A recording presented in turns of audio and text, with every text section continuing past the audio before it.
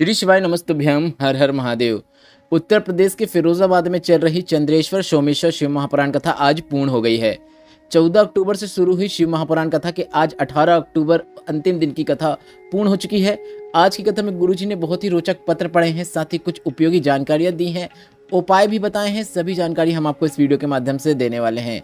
साथ ही कल 19 अक्टूबर को आपको कौन सा गुरुजी पंडित प्रदीप मिश्रा जी का बताया उपाय कार्तिक माह के इस विशेष दिन करना है, उसकी जानकारी भी हम आपको इस वीडियो के माध्यम से देने वाले हैं। आज 18 अक्टूबर 5वें और अंतिम दिन की चंद्रेश्वर सोमेश्वर शिव महापुराण कथा जो कि फिरोजाबाद में चल रही थी, उसमें गुरुजी ने कुल 15 उपाय पत्र और उपयोगी जानकारियां दी हैं। सभी की जानकारी हम आपको इस वीडियो के माध्यम से देने वाले हैं। अगर किन्हीं कारणवश आपने आज की कथा नहीं सुन पाई है तो पूरी कथा का रास्ता तो आपको इस छोटे से वीडियो से प्राप्त होने वाला है। कल के वीडियो में हमने आपसे एक प्रश्न किया था कि शनि देव के पिता कौन है, तो इसका सही उत्तर है सूर्यदेव।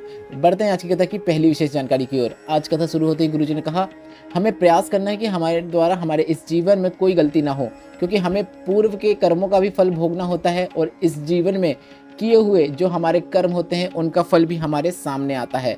बढ़ते हैं आज की कथा की दूसरी विशेष जानकारी की ओर। गुरुजी ने कहा, अगर सास के 4 बेटे हैं, 4 बहुएं हैं, तो कभी भी सास को किसी बहू के सामने किसी बहू की बुराई नहीं करना चाहिए, या फिर किसी बहू की तुलना किसी दूसरी बहू से नहीं करना चाहिए, क्योंकि ऐसा करने से आपको ही आगे कष्ट हो सकता है। बढ़ते हैं आज की कथा की तीसरी विशेष जानकारी की ओर। गुरुजी ने कहा, जिंदा रहने के लिए भोजन जरूरी है, पर इससे भी ज़्यादा जरूरी पानी है, पर पानी से भी ज़्यादा जरूरी वायु है, और वायु से भी ज़्यादा जरूरी आयु है। इसके बाद गुरुजी ने कहा, जैसे मनुष्य की आयु बहुत जरूरी है, उसी तरह शंकर भगवान की भक्ति में आपका मन और विश्वास सबसे अधिक जरूरी है। बढ़ते हैं आज की कथा की चौथी विशेष जानकारी की ओर। रुचि जी पत्र लेकर आए, जिसमें लिखा, मेरे पेट में दर्द हुआ, डॉक्टर को दिखाया, डॉक्टर ने गांठ बताई, जांच हुई तो डॉक्टर ने कैंसर बता दिया। इसके बाद डॉक्टर ने कीमो की बोल दी। भाई ने कीमो की मना कर दिया कि हम कीमो नहीं कराएंगे, दूसरे हॉस्पिटल में जाके जांच कराएंगे। दूसरे हॉस्पिटल में जांच कराई, वहाँ पर भी डॉक्टर ने जांच करके वही बताया और ऑपरेशन की बोल दी। हमने ऑपरेशन की डेट लेकर आ गए। माँ के कहने पर मैंने शंकर भगवान पर 1 लोटा जल चढ़ाकर बाबा से प्रार्थना की और उस जल का आचमन करना शुरू किया। डॉक्टर ने ऑपरेशन की जो डेट दी थी उस दिन पे हमने ऑपरेशन करा लिया। 5 किलो की गठान निकली। डॉक्टर ने कहा कि बहुत बड़ी गांठ है, इसकी फिर से जांच होगी। जांच के पहले डॉक्टर ने यही कहा था कि 100% कैंसर लग रहा है, पर रिपोर्ट आने के बाद डॉक्टर ने कहा 1% भी कैंसर नहीं है। उसी का आभार व्यक्त करने हम कथा पंडाल में आए हैं। बढ़ते हैं आज की कथा की 5वीं विशेष जानकारी की ओर। गुरुजी ने कहा, शिव महापुराण की कथा कहती है, जब हम शंकर भगवान के मंदिर पर जाकर शिवलिंग पर उत्तरमुखी होकर 1 कलश जल अर्पित करते हैं, तो ऐसा करने से हमारी आयु बढ़ती है। इसलिए हम आपको शिवलिंग पर जल चढ़ाते समय उत्तरमुखी होकर जल अर्पित करने को कहते हैं। बढ़ते हैं आज की कथा की 6वीं विशेष जानकारी की ओर। गुरुजी ने कहा, प्रत्येक घर के अंदर एक शिवलिंग अवश्य होना चाहिए और आप अपने अंगूठे को ऊपर करें। फिर इसके बाद जितनी ऊंचाई होती है उससे बड़ा शिवलिंग आपको अपने घर पर नहीं लाना है। शिवलिंग आपके घर में जितना छोटा है उतना अच्छा है, उतना अच्छा आपको फलदायी होता है। बढ़ते हैं आज की कथा की 7वीं विशेष जानकारी की ओर। गुरुजी ने कहा, कई लोग कहते हैं कि अगर हमारे घर में शिवलिंग है तो क्या हमें रोज़ पूजन अर्चन करना आवश्यक है। तो इस पर गुरुजी ने कहा, अगर आप कहीं बाहर जा रहे हैं 5 दिन के लिए, 10 दिन के लिए, 1 महीने के लिए, तो जाने से पहले आपको शिवलिंग पर 1 चावल का दाना या फिर 1 बेलपत्र अर्पित करते हुए चले जाना है। बस आपको 1 महीना या 15 दिन जितने भी दिन के लिए गए हैं उस बीच अगर आप जल भी अर्पित नहीं कर रहे हैं, पूजन भी नहीं कर रहे हैं, तो आपको निराश नहीं होना है, आपको किसी भी प्रकार का दोष नहीं लगता है।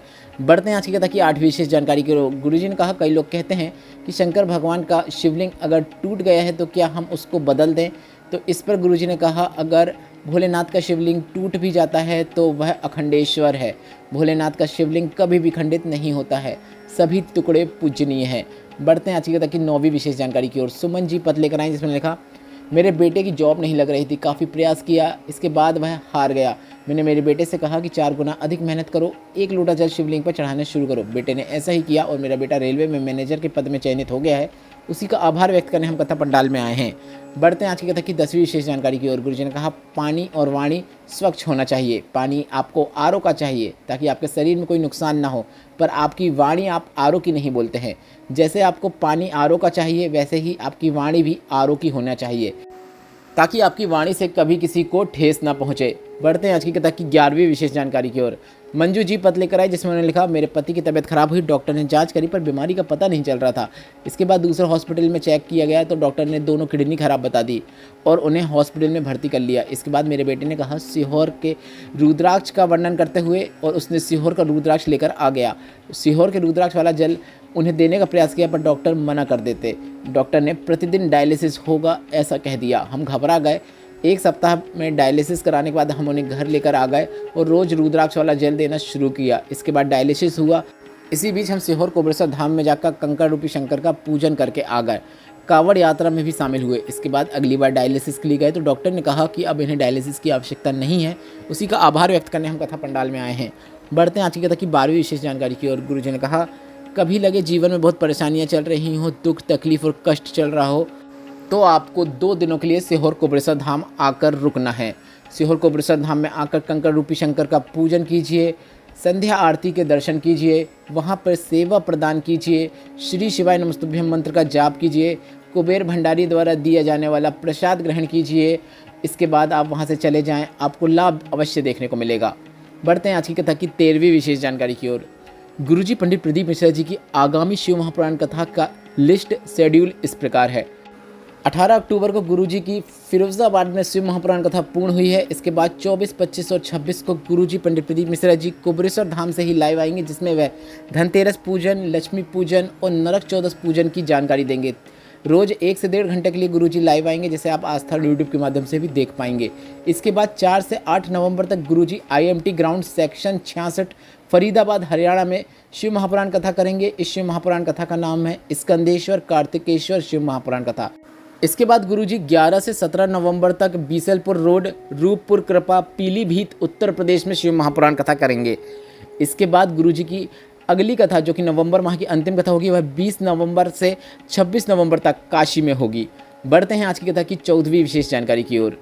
गुरुजी ने कहा, कोबरेश्वर धाम में दीपावली 31 अक्टूबर 2024 को रहेगी।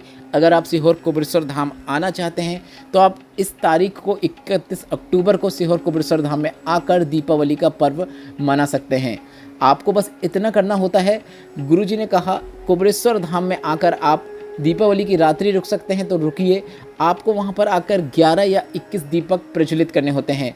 प्रत्येक वर्ष कई श्रद्धालु आते हैं, रात भर रुकते हैं और अगले दिन कुबेर भंडारी का खजाना लेकर चले जाते हैं।